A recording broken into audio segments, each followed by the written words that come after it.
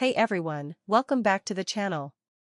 Today, we're diving deep into the latest happenings at Chateau de la Landi, that whimsical wonderland in France where peeling back wallpaper might reveal a centuries-old masterpiece, and renovation always seems to come with a side of drama. If you've missed the last few Chateau Diaries episodes or just want a cozy recap while sipping tea, I've got you covered. Let's talk hidden ceilings, kitchens and chaos, and design decisions that have the whole chateau buzzing. Framed Picture 1. Uncovering a 17th century painted ceiling. Okay, first of all, this is not a drill. A 17th century hand-painted ceiling was uncovered in the chateau, and it's honestly one of the most exciting moments we've had in a while. The whole thing started innocently enough, a bit of restoration work here, a ceiling beam exposed there. And then boom, a Maori peels back a layer and suddenly we're staring at what looks like the set of a period drama.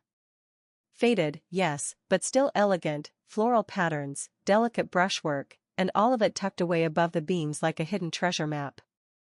Stephanie's reaction? A mix of shock, excitement, and pure childlike glee.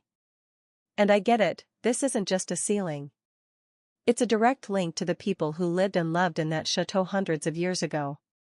They've now brought in experts to assess the condition and figure out how much of it can be safely restored.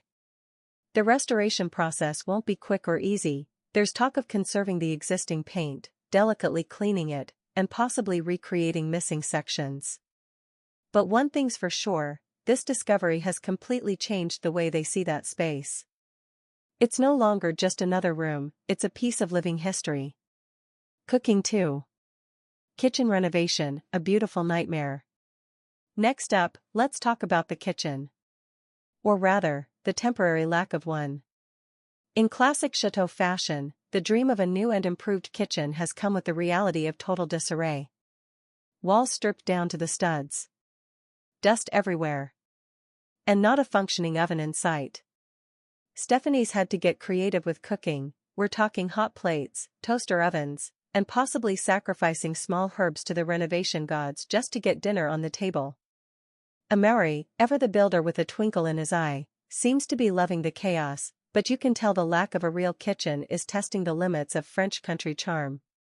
The design plans, though? Gorgeous. They're aiming for something that blends modern functionality with old-world elegance. Think, classic cabinetry, a mix of stone and wood textures, and hopefully some dramatic lighting to match the vibe. It's a huge undertaking, but once it's done, it's going to completely transform the way they live and entertain at the chateau. And you know how much they love a dinner party. The Petite Salon, design dilemmas and inspiration boards. Let's move into something a little more aesthetic, the Petite Salon redesign. Now, the Petite Salon has always been one of the chateau's coziest, most atmospheric rooms. But in recent episodes, Stephanie's been rethinking the whole space, questioning the color palette, the furniture layout, and even whether the wallpaper truly suits the room's energy. She's got swatches and samples spread out like a French interior designer. We hear her wrestle with real questions. How do you update a historic space without erasing its soul? Can you introduce bold patterns without it becoming visual chaos? And most importantly, does this fabric bring her joy?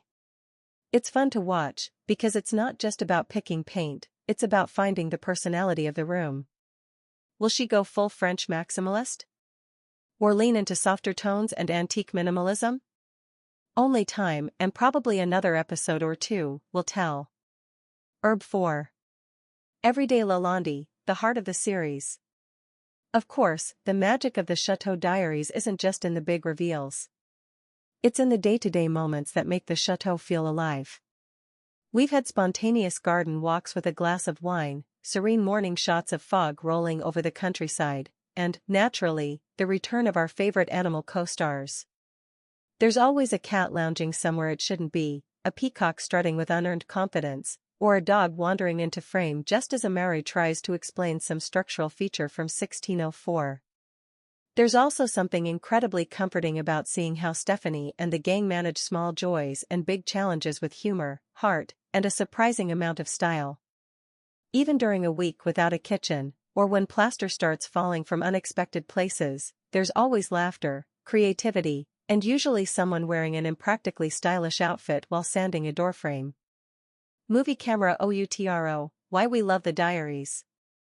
So whether it's 17th century art, crumbling kitchens, or just the joy of watching people live slowly and beautifully in a place filled with stories, the Chateau Diaries continues to be this perfect blend of escapism and inspiration. It reminds us that old things have value, that beauty can be found in the imperfect, and that it's okay if your life's a little chaotic, as long as you keep a sense of wonder. If you've been loving the latest episodes, drop your favorite moment in the comments, and if this recap gave you some cozy vibes, don't forget to like and subscribe for more updates.